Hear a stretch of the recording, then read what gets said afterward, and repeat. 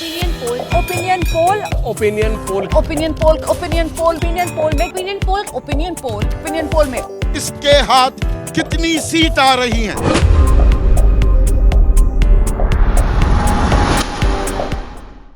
क्या आप लोग जानते हैं ओपिनियन पोल क्या होता है?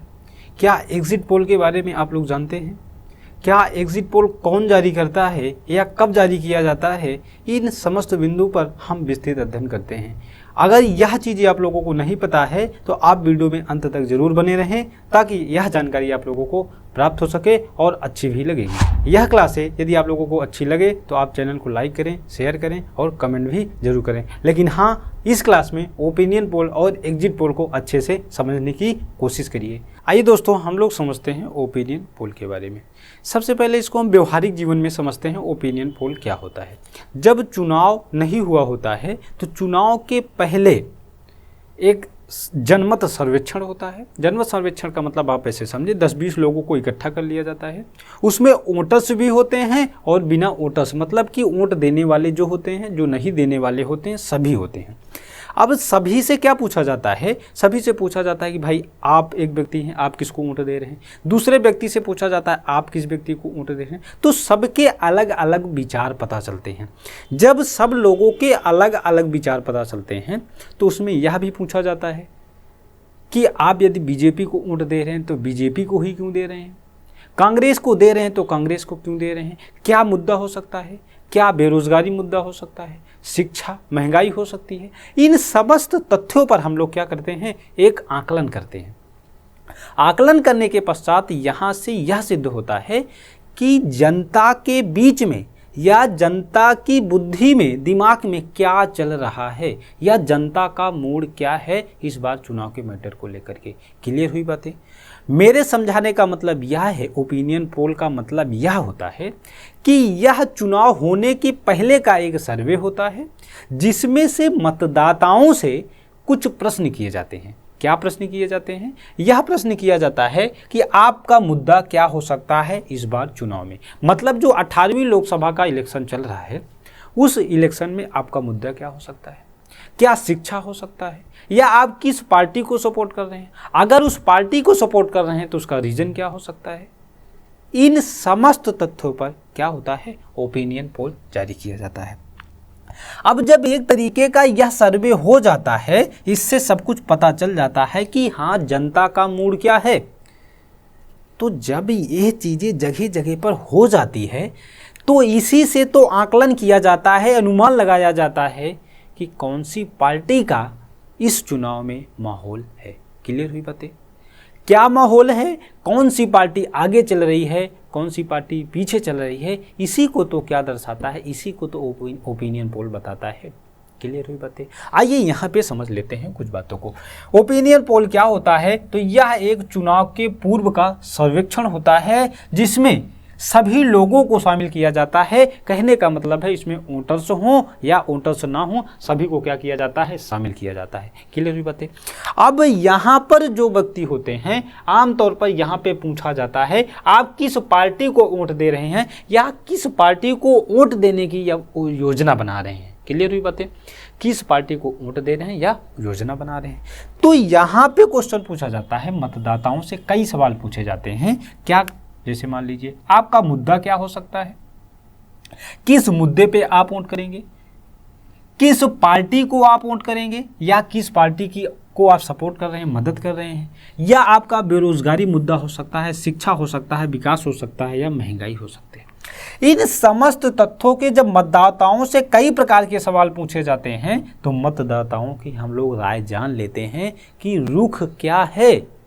तो उसी के हिसाब से क्या लगाया जाता है? अनुमान। और इस अनुमान से यह सिद्ध होता है कि किस पार्टी का माहौल है और कौन सी पार्टी आगे चल रही है या कौन सी पार्टी पीछे चल रही है। यही मेरे दोस्त, मेरे भाई, आपका क्या होता है? ओपिनियन पोल होता है। क्लियर हुई बातें? यह बातें आप लोगों को समझ में आई होगी। अब चलिए नेक्स्ट बात को समझ लेते हैं, एग्जिट पोल क्या होते हैं। वास्तव में ओपिनियन पोल और एग्जिट पोल दोनों ही चुनाव का सर्वेक्षण करते हैं, सर्वे करते हैं। लेकिन आपका ओपिनियन पोल क्या होता है? यह चुनाव के पहले का सर्वेक्षण होता है, जबकि एग्जिट पोल जो होता है ये चुनाव के बाद का सर्वेक्षण होता है। क्लियर हुई बातें। आइए अब हम लोग समझते हैं एग्जिट पोल क्या होता है। आइए दोस्तों हम लोग समझते हैं अब एग्जिट पोल क्या होते हैं। तो एग्जिट पोल भी आपका एक तरीके का चुनावी सर्वेक्षण ही होता है। यह एक चुनावी सर्वे होता है। यह सर्वे कब करते हैं? जब मतदान के दिन जब हम लोग वोट दे करके जब बाहर निकल रहे होते हैं तो वहाँ पे न्यूज़ चैनल्स वाले मिल जाते हैं और न्यूज़ चैनल्स वाले आपसे पूछते हैं कि आप किस व्यक्ति को वोट दिए हैं, किस व्यक्ति को आप वोट दिए हैं। इससे जो विभिन्न प्रकार के आंकड़े प्राप्त होते हैं, इन आंकड़ों का हम विश्लेषण करते हैं। आंकड़ों का विश्लेषण करके यह गेस लगाते हैं कि किस पार्टी की सरकार बन सकती है या कौन सी पार्टी या क्या नतीजे हो सकते हैं, यह गेस लगाया जाता है एग्जिट पोल के माध्यम से। एक लाइन में आप लोग समझ लीजिएगा, ऐसे हम लोग वोट दे करके बाहर निकले तो हुआ क्या? मतदान के दिन, तो मतदान के दिन जब मत अपने दे करके बाहर निकलते हैं तो वहाँ पे न्यूज़ चैनल्स के द्वारा पूछे जाते हैं कि आपने किस व्यक्ति को वोट दिया। यही आपका एग्जिट पोल होता है। ओपिनियन पोल और एग्जिट पोल दोनों चुनाव का सर्वे ही करते हैं, बशर्ते आपका एग्जिट पोल क्या करता है, चुनाव के बाद जब आप वोट दे करके आप बाहर आ रहे होते हैं उस समय एग्जिट पोल होता है। जब वोट नहीं हुआ होता है, चुनाव के पहले का जो सर्वेक्षण होता है उसे ही हम ओपिनियन पोल बोलते हैं। क्लियर हुई बातें। तो यहाँ पे एग्जिट पोल को आपको समझना है, यह एक चुनावी सर्वे होता है जो मतदान के दिन और मतदान के बाद किया जाता है। प्रश्न पूछा जाता है मतदाताओं से कि आपने किस व्यक्ति को वोट दिया है, आपके क्या मुद्दे थे। इससे यह इन आंकड़ों से यह गेस लगाया जाता है कि कौन सी पार्टी की सरकार बन सकती है या आप समझ सकते हैं क्या नतीजे हो सकते हैं इस चुनाव के, कौन सी पार्टी जीत सकती है या किसी भी पार्टी को वोट दिए हैं तो क्यों दिए हैं। क्लियर हुई बातें। अब आइए अगली बात को समझते हैं कि यह जो एग्जिट पोल और ओपिनियन पोल होता है, इन दोनों का उद्देश्य क्या होता है। देखिए मान्यूट सी बात को आप समझिएगा। एक बहुत बढ़िया बात को आपको यह समझना है कि यहाँ पर भी मतदाता से प्रश्न पूछा गया कि आप किस व्यक्ति को वोट दे रहे हैं। ओपिनियन पोल में भी व्यक्ति पूछा गया मतदाता से कि आप किस व्यक्ति को वोट दे रहे हैं।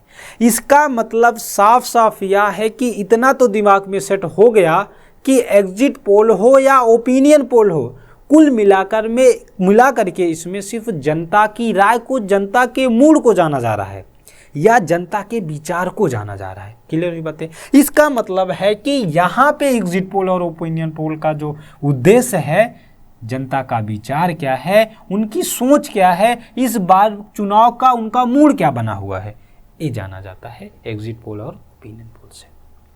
क्लियर बातें। दूसरी बात को समझना है, जनता से जुड़ी विभिन्न प्रकार की समस्याएं। जैसे मान लीजिए न्यूज़ चैनल्स वाले पहुंचे, चाहे ओपिनियन पोल हो चाहे एग्जिट पोल हो। मान लीजिए पूछा जाएगा कि आप किस व्यक्ति को वोट दिए हैं, बोले बीजेपी को या सपा को या कांग्रेस को या XYZ किसी को, तो पूछा जाएगा ना कि आप किस मुद्दे पे वोट किए हैं, क्या मैटर से आप वोट किए हैं। तो यहाँ पे समस्या बताई जाएगी। या 5 साल की जो सरकार पिछले 5 साल सत्ता में रही, क्या उनके द्वारा किए गए कामों से जनता खुश है या नहीं है। मान लीजिए 5 साल के कार्यकाल से जनता खुश नहीं है, तो जनता उनको ना वोट दे करके किसी दूसरे व्यक्ति को वोट देगी या नहीं देगी। जब दूसरे व्यक्ति को वोट देगी तो इसका मतलब है कि जो सत्ता में सरकार थी, हो सकता है शिक्षा के स्तर को खराब कर दिया हो, स्वास्थ्य बेरोजगारी पर कम ध्यान दिया हो, महंगाई पर कम ध्यान दिया हो। क्लियर हुई बातें। मेरे कहने का सिर्फ एक उद्देश्य यहाँ पर यह है कि जनता से जुड़ी जो विभिन्न प्रकार की समस्याएं हैं उसको जानना। जैसे अभी 18वीं लोकसभा का चुनाव चल रहा है, तो जनता से पूछा जाए, मान लीजिए पूछ लिया जाए कि आप किस मुद्दे पर अब की बार वोट करेंगे, तो बहुत लोगों ने कहा कि भैया बेरोजगारी बहुत है, इसी को ध्यान में दे करके वोट करेंगे। ये बातें हो सकती हैं। इसका मतलब है कि जनता 5 साल में बेरोजगारी पर कोई काम नहीं किया। दूसरी बात हमने कहा, जैसे महंगाई की बात किया, जैसे कुछ लोगों से पूछा गया तो बोले कि भाई इस बार महंगाई को ध्यान में रखते हुए हम वोट करेंगे। इसका मतलब यह है कि जो 5 साल सरकार सत्ता में रही है, यह सरकार महंगाई पे काम नहीं किया है। तो कहीं ना कहीं यहाँ पे ये जनता से जुड़ी विभिन्न प्रकार की समस्याएं तो हैं, इन समस्याओं को जानना ये एग्जिट पोल और ओपिनियन पोल का मेन उद्देश्य होता है। पिछले दिनों या 5 वर्ष, जो पिछले 5 वर्ष में जो सरकार सत्ता में रही, वह उनके काम से जनता खुश है या नहीं है। गैस सिलेंडर का रेट बढ़ा है या घटा है, क्या जनता खुश है या नाराज है, इस पे काम हो सकता है। पेट्रोल के दामों में बढ़ा है, पेट्रोल का दाम बढ़ा है या घटा है, इससे पता नहीं जनता खुश है या नहीं है। तो इसका मतलब यह है कि पिछले दिनों यदि सत्ता में रही होगी जो सरकार, उनके कामों से जनता कितनी खुश है, कितनी नाराज है, यह सभी आपके एग्जिट पोल और ओपिनियन पोल के दोनों के क्या होते हैं, मुख्य उद्देश्य होते हैं। क्लियर हुई बातें? आइए समझ लेते हैं कि क्या एग्जिट पोल हमेशा सही होता है। तो एग्जिट पोल हमेशा सही नहीं होता है। कैसे? जैसे मान लीजिए कोई भी व्यक्ति वोट देकर के बाहर निकला, कोई व्यक्ति वोट देकर के जब बाहर निकला होगा और उससे पूछा जाएगा कि भैया आप किस व्यक्ति को वोट दिए हैं, तो मान लीजिए व्यक्ति ने क्या किया, मतदाता ने झूठ बोल दिया है सपा को, बता दिया कांग्रेस को। इसी तरीके से जब बहुत सारे लोग ऐसे करेंगे तो जाहिर सी बात है एग्जिट पोल का यह जो सर्वेक्षण होता है क्या होगा, गलत हो जाएगा। इसका मतलब यहाँ पर यह है कि एग्जिट पोल हमेशा सही नहीं होते हैं, क्योंकि इसमें मतदाता का कोई भरोसा नहीं होता है कि ये सही बोल रहे हैं या झूठ बोल रहे हैं। आइए बात को समझते हैं। 2004 और 2009 के मैटर पे एग्जिट पोल जारी हुआ था। इसमें यह बताया गया था कि बीजेपी सरकार एकदम माहौल में है, मूड में है। मतलब क्या है कि कांग्रेस का बीजेपी के साथ बराबर की धुआंधार टक्कर है। लेकिन 2004 और 2009 में दोनों में यह जो सरकार थी 200 के आसपास ही सीटें पाई थी। इसका मतलब यहाँ पे एग्जिट पोल सही साबित नहीं हो पाया था। इससे क्या गेस लगाया गया कि मतदाता झूठ बोल देते हैं। ठीक, तो यह जो एग्जिट पोल होता है हमेशा सही नहीं होता है। इस एग्जिट पोल का आयोजन किसके द्वारा किया जाता है? तो यह एग्जिट पोल का आयोजन न्यूज़ चैनल्स के द्वारा किया जाता है। यहाँ तक बातें शायद आप लोगों को बेहतर तरीके से समझ में आई होगी। एग्जिट पोल को लेकर के विभिन्न प्रकार के विवाद भी होते हैं। विभिन्न प्रकार की राजनीतिक जो दल हैं, यह दल इसकी आलोचना भी करते हैं।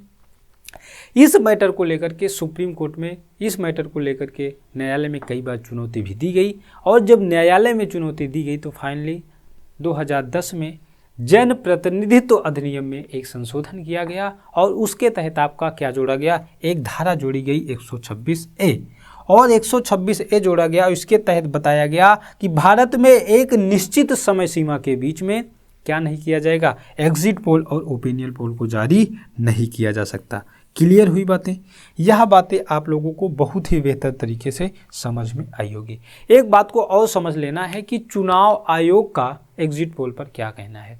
आइए बात को इसको भी ध्यान दे देते हैं। यहाँ पे हम लोगों ने समझ लिया कि जन प्रतिनिधित्व अधिनियम में धारा 126A जोड़ी गई और इसके तहत कहा गया कि एग्जिट पोल और ओपिनियन पोल को एक निश्चित समय सीमा के भीतर जारी नहीं किया जा सकता।